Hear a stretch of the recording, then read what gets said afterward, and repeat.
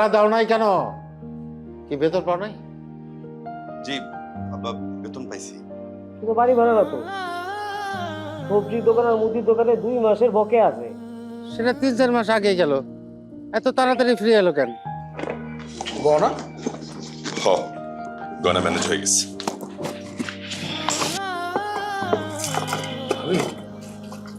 আব্বা কত টাকার মামলা? 2 লাখ টাকা। কখনো সম্পর্ক ভাঙে, কখনো গড়ে।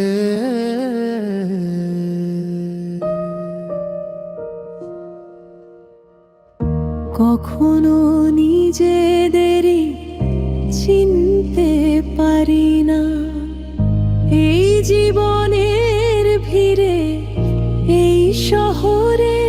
হাসি কান্না বিশ্বাস অবিশ্বাস, সব কিছুর পরেও হাত ধরি আমরা।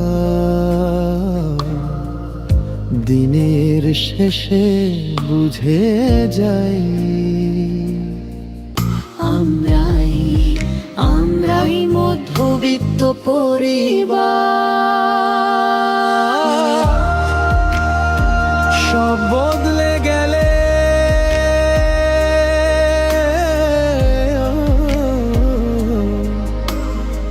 থেকে যায়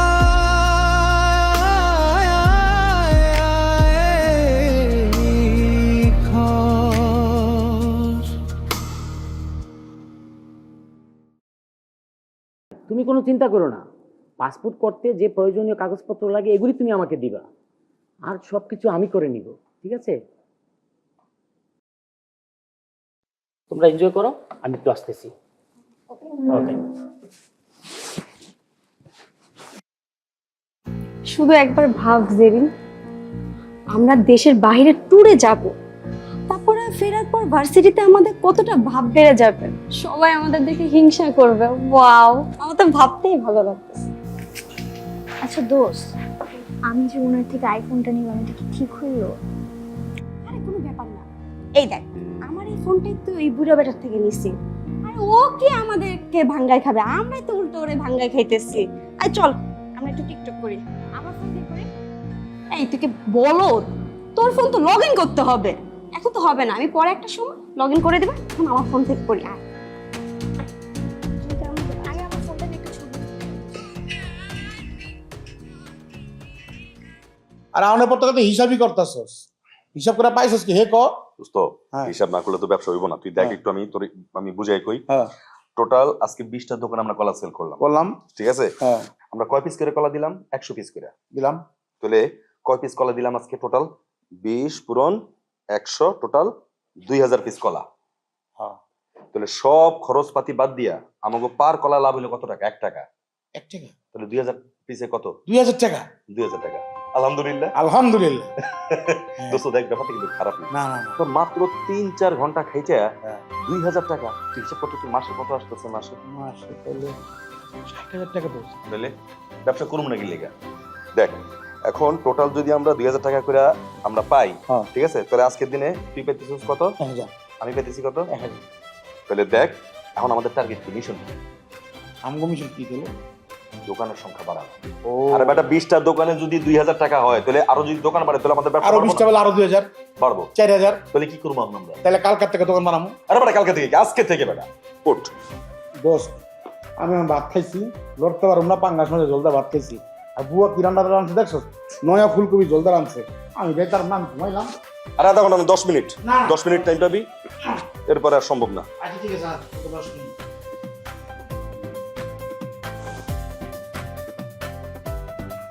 শালা পুরাই পাঙ্গাস মাছ। 10 মিনিট, 10 মিনিট, বেশি দেরি করা যাবে না।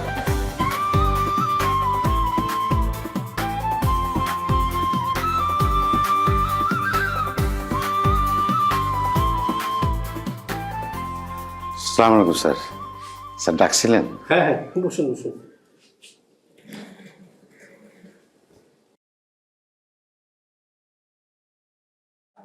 সরি আমজাদ সাহেব, আপনার চাকরির মেয়াদ বাড়ানোর বিষয়টা হেড অফিস খারিজ করে দিয়েছে। মালিকপক্ষ সম্ভবত নতুন ইয়াং কাউকে আপনার পোস্টে ইতিমধ্যে সিলেক্ট করে ফেলেছে। আপনি চাইলেই আগামী মাসেই প্রভিডেন্ট ফান্ড থেকে আপনার জমানো 8 লক্ষ টাকা তুলে নিতে পারবেন। যান আমজদ সাহেব, আপনি ডেস্কে গিয়ে কাজ করুন।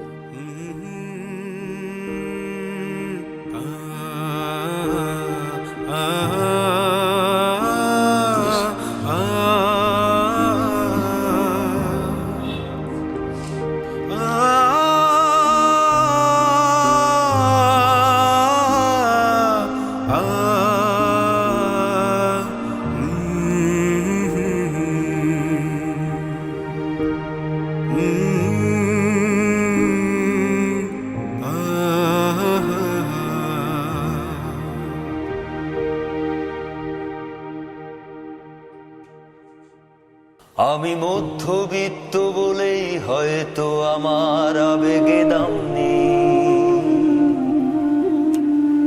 আমি খেটে খাওয়া মানুষ বলে দাওয়াতের খামে নাম নেই।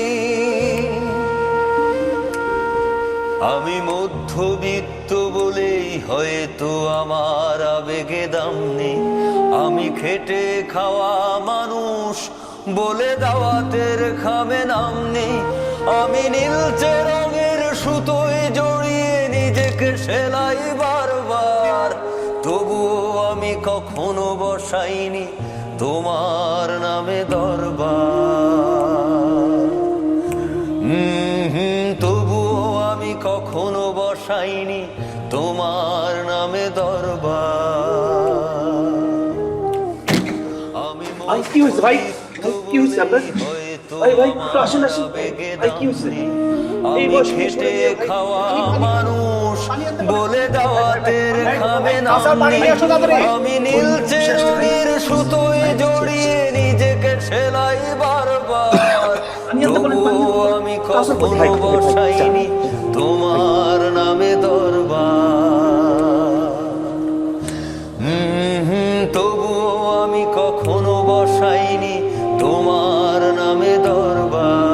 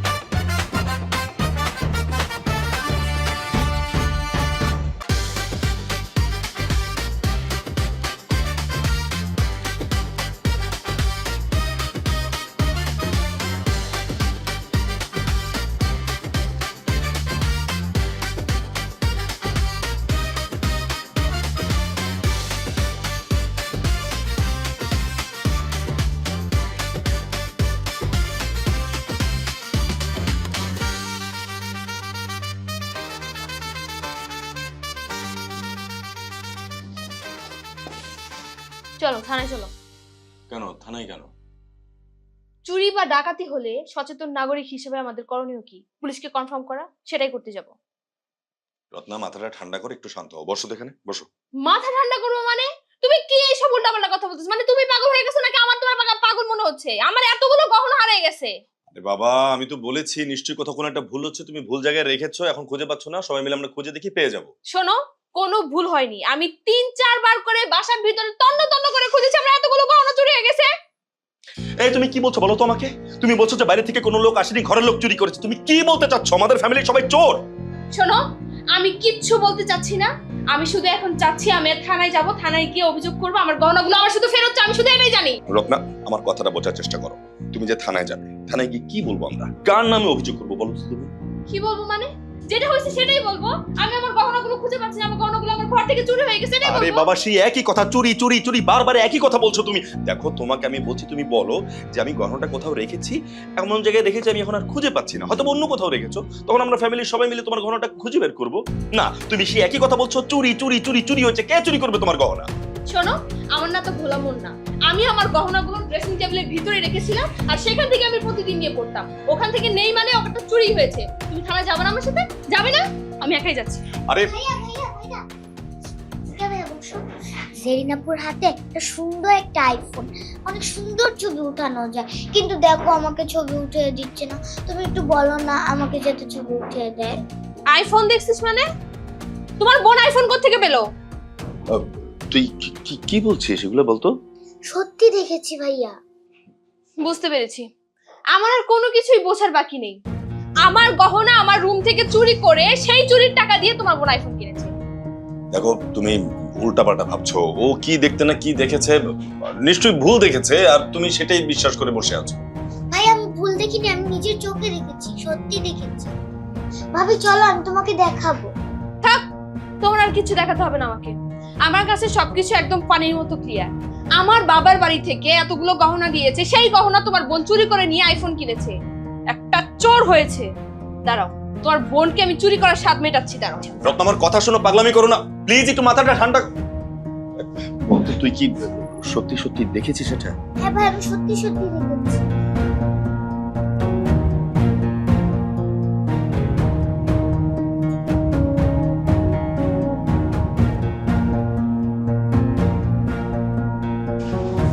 আয়শা, তুমি যেন এই ফোনটা কার হাতে দেখেছিলে? ঠিক আছে, যাও তোমরা দুজনে ঘরে গিয়ে খেলো। যাও বাবা।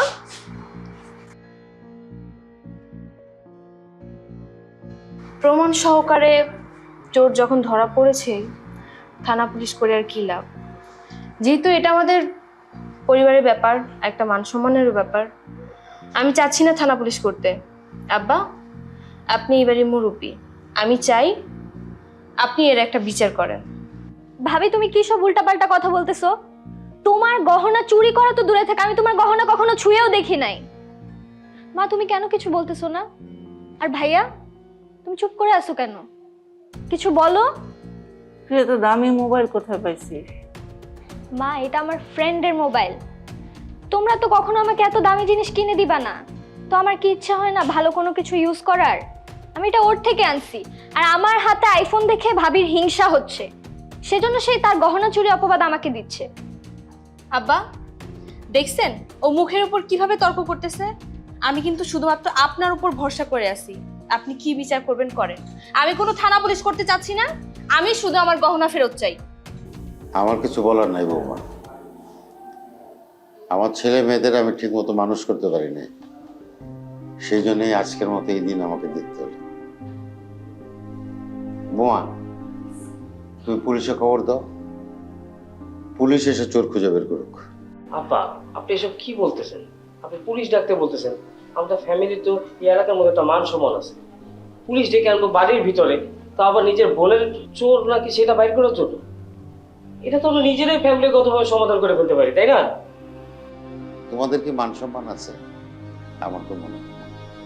বৌমা বলতেছে জেরিন গহনা চুরি করছে, জেরিন বলতেছে আমি করি নাই, আবার এদিকে জেরিনের হাতে আইফোন। আমার মতো মানুষের মেয়ের হাতে আইফোন কিভাবে আসে? আমার কি সে ক্ষমতা আছে? আমি কিচ্ছু জানি না। পুলিশ আসুক, পুলিশ এসে চোর খুঁজে বের করুক, পুলিশের দায়িত্ব পুলিশ পালন করুক। তাহলে আর কি, আমি থানায় ফোন করছি। আব্বা দাঁড়ান, আসলে জেরিন গহনা চুরি করে না,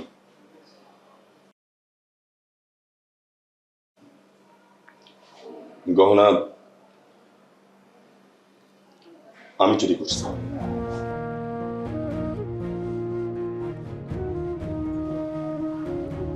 মানে কি? তুমি এসব কি উল্টাপাল্টা কথা বলতেছো? মানে ফ্যামিলির ইমোশনাল ড্রামার ভিতরে কি তুমিও পড়ে গেছো? নিজের ছোট বোনকে বাঁচানোর জন্য তুমি এখন মিথ্যে কথা বানিয়ে বানিয়ে আমাকে বলছো? আমি মিথ্যা কথা না, আমি নিজের বোনকে মিথ্যা চুরির অপবাদ থেকে বাঁচানোর জন্য আমি নিজের দোষ নিজে স্বীকার করতেছি। গহনা আমি চুরি করছি। কিন্তু কেন?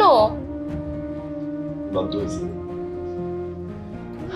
গত 2 মাস ধরে আমাদের ঘর ভাড়া বাকি, এদিকে আমার ব্যক্তিগত কিছু হিসাবের গন্ডগোলের কারণে আমার বাইরে কিছু ঋণ হয়ে গেছে।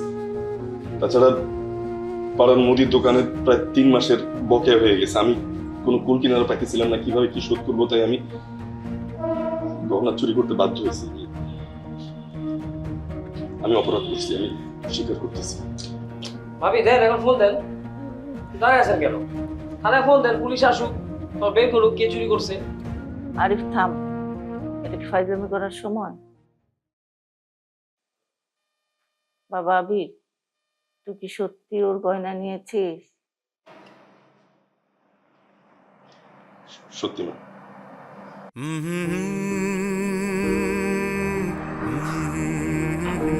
তুমি যেটা করেছো একদম ঠিক করনি। তবে মনে রেখো, এই ঘটনার ফল তোমার ভোগ করতে হবে।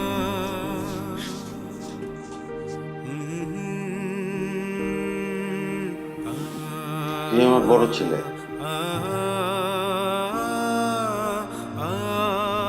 তোর উপর ভরসা করে আমি বাকি জীবনটা কাটাতে চেয়েছিলাম।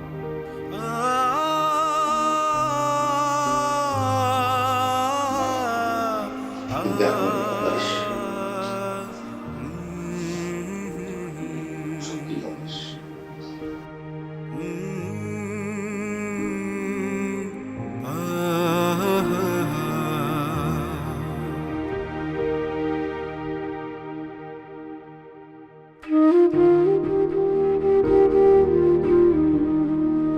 ভাইয়া তুমি এরকম ইমোশনাল হইতে গেলে কেন? বউয়ের জিনিস হাজবেন্ড নিতেই পারে, তাই না? তুমি এক কাজ করো, রুমে যাও, যে তাড়াতাড়ি যাও, নইলে ভাবে যদি মাথা খারাপ করে পুলিশকে ফোন দিয়ে দেয় তখন আর এক বিপদ হবে। তুমি যে ভাবিকে কনভিন্স করো, দেখবে যে এভরিথিং ইজ ওকে, বুঝছো না? এত নো ওয়ারিস, তাই না?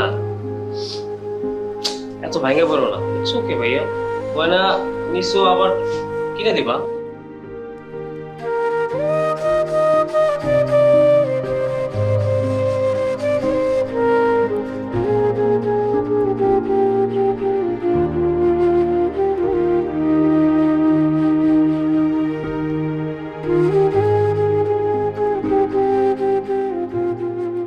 আমি তো একটা বিষয় নিয়ে খুবই চিন্তায় পড়ে গেছি।